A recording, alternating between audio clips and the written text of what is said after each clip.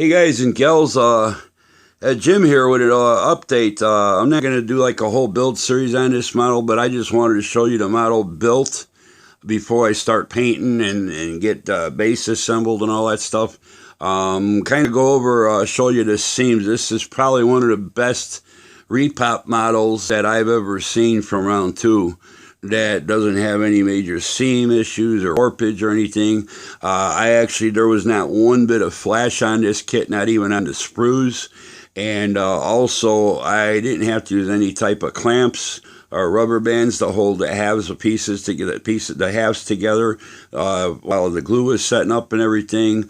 This is a terrifically taken care of mold, and the pieces are molded very nicely. The joints are well concealed and all that, so unlike a lot of other kits where you got a lot of work to do, and this is the older Godzilla, it's not, I'm gonna call it, not as sleek or streamlined as the new ones. That this one does have shoulders that stick out, and the thigh joints and stuff, there is actually pronounced creases if you go back and watch the old movie. So there's not a whole lot of putty work involved on this one at all, if any whatsoever. And basically what I'm using is what I call my sprue goo.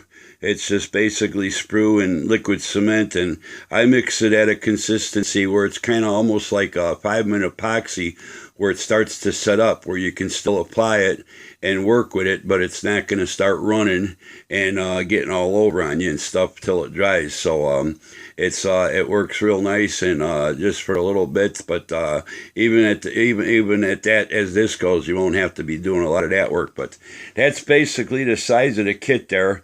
And I put the little tester's can of spray paint, model spray paint, down there so you can get an idea of the size of this beast.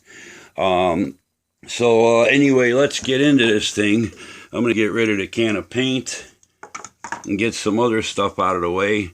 Now, I give it a tank. It's a nice little tank in itself. It's not super highly detailed, but it's a lot better than I've seen on some kits and stuff in that scale. So anyway, the Godzilla, she's not glued down, nothing. The kit is all glued together, but we're going to start with the main section that I assembled first, and then go from there. Now the torso, which starts up about there, runs all the way down to there. You can see a seam line there. I start messing around with a little bit of my sprue glue, and that it's not really that bad. And if you notice, a lot of these details, little raised surfaces, stuff, the texture, they line up from one part to another part. So when we designed these molds, they did a real nice job of trying to get things to match up and look like it was all uniform, one piece. So and a kit like that, and that seam doesn't show up all the way around, and some of it I might add a little bit of texture just to get rid of that little step, but other than that, things line up very nice. Now you work your way down from that joint and then down to that joint where I got my finger. That one, I don't even think you got to worry about messing with it and stuff. Everything lines up real nice. You could the raised texture and everything, it kind of blends in from one side to the other. Now the tail, being it's molded in segments and stuff, that's just part of another segment and stuff. And there's no steps all the way around it or nothing. Everything fit real nice together. And a little trick that I use on all these parts, and I'll show you even on his feet and everything, I used the tester's the tube glue. Okay, that's a lot thicker and gooier, and being that these are big glue joints and stuff, you get a better bond with it. And also, they say use this sparingly. Us seasoned modelers and even newer models, you always hear use this sparingly just to glue the parts together, but you don't want it oozing out and getting all over this plastic surface.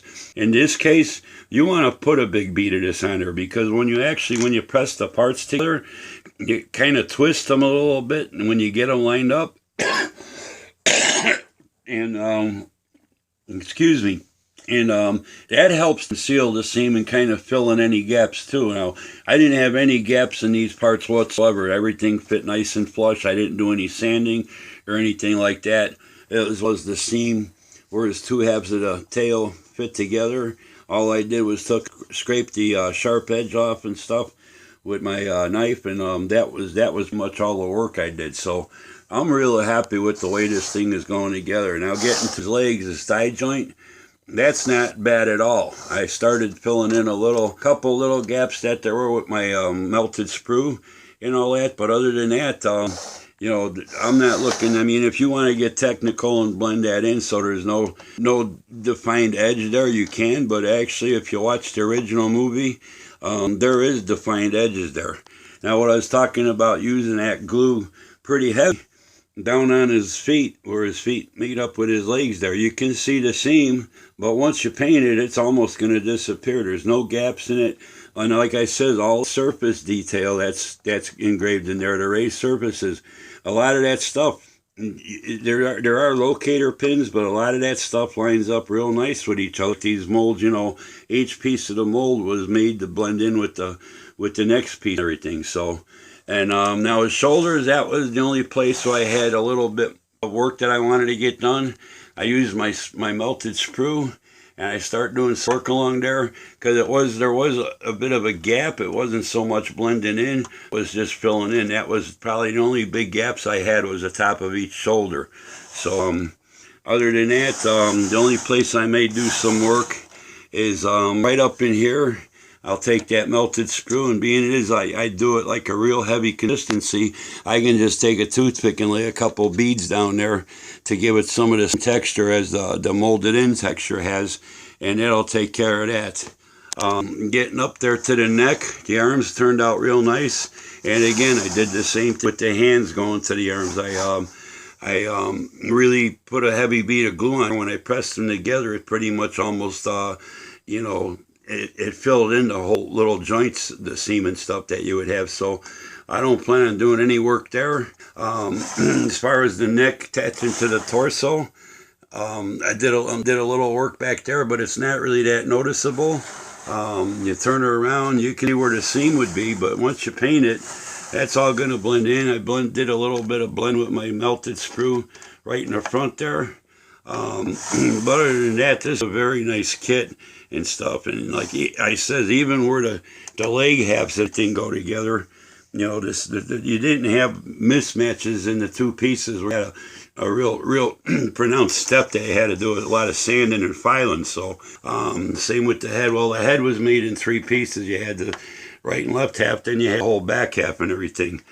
Now the spikes, I'm not going to do those till I get this painted. I did a lot of research this morning, depending on where you go. I mean, but I found a website that talked mainly about all the different Godzillas. The original movie back in 1954, when it was released in the United States, 56. And then the two latest Godzilla movies just recently come out, the Godzilla King of the Monsters, and then back in 2014, Godzilla is black. That is his true color and all that. I mean, you can paint him any color you want. If you want to go to green, you want to go to gray. I'm going to do them mainly black and all that.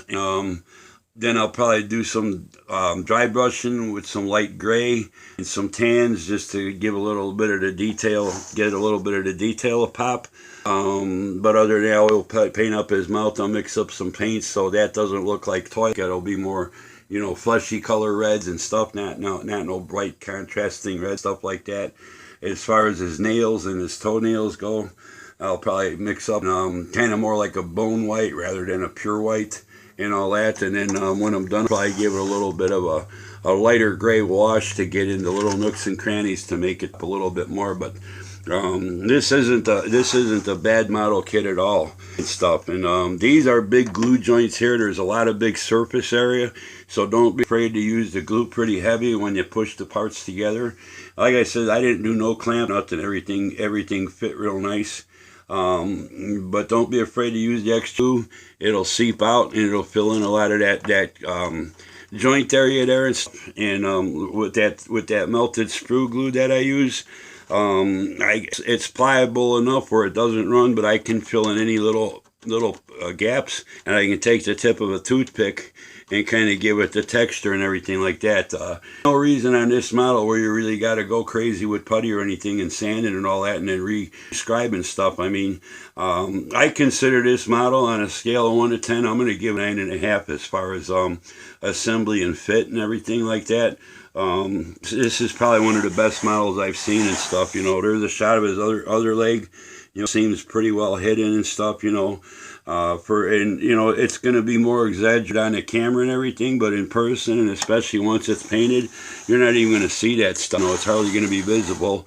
And you know, like I said, I'm not building this for putting any kind of shows or anything, trying to win awards with it. I'm just looking to make a display with it. Ordered me a couple 1/44 scale, kind of early World War II type aircraft, and that, or not early, but later World War II, like early style jet fighters and stuff to go along with it. Stuff that that'll fit the era that the original movie was filmed in, and also.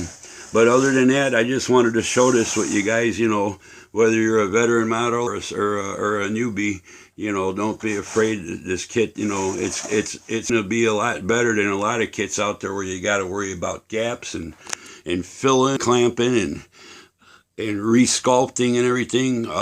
This very little needs to be done with this one and stuff. I already got that shoulder patched up, blended in and stuff real nice. So.